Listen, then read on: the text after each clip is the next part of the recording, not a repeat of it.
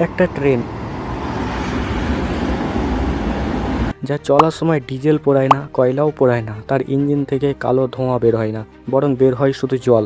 শুনতে ভবিষ্যতের কোনো সিনেমার দৃশ্য মনে হলেও এটা এখন বাস্তব। বছরের পর বছর আমরা বাষ্প, ডিজেল আর বৈদ্যুতিক ট্রেন দেখেছি, কিন্তু এখন ভারত এমন এক টেকনোলজি রেল লাইনে নামিয়েছে যা শুধু যাতায়াতের ধরনে বদলাবে না, বদলে দিতে পারে পরিবেশ রক্ষার লড়াইটাকেও।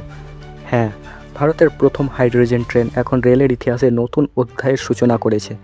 কিন্তু প্রশ্ন হলো, এই ট্রেনে এমন কী আছে যা একে ফিউচারিস্টিক ট্রেন বলা হচ্ছে, আর কিভাবে শুধু হাইড্রোজেন ব্যবহার করে হাজার হাজার টনের একটি ট্রেন ছুটে চলতে পারে? চলুন জেনে নেওয়া যাক। ভারতের প্রথম হাইড্রোজেন শুধু একটি ট্রেন নয়, এটি ভারতীয় টেকনোলজির অগ্রগতির এক বড় উদাহরণ। এই ট্রেনে প্রচলিত ডিজেল ইঞ্জিনের পরিবর্তে ব্যবহার করা হয়েছে হাইড্রোজেন ফুয়েল প্রযুক্তি। এর কাজের পদ্ধতি অবাক করার মতো সহজ, কিন্তু অত্যন্ত আধুনিক। ট্রেনের সেলে থাকা হাইড্রোজেন আর অক্সিজেনের বিক্রিয়ার মাধ্যমে উৎপন্ন হওয়া বিদ্যুৎ শক্তিকে কাজে লাগিয়ে ট্রেন চলতে থাকবে।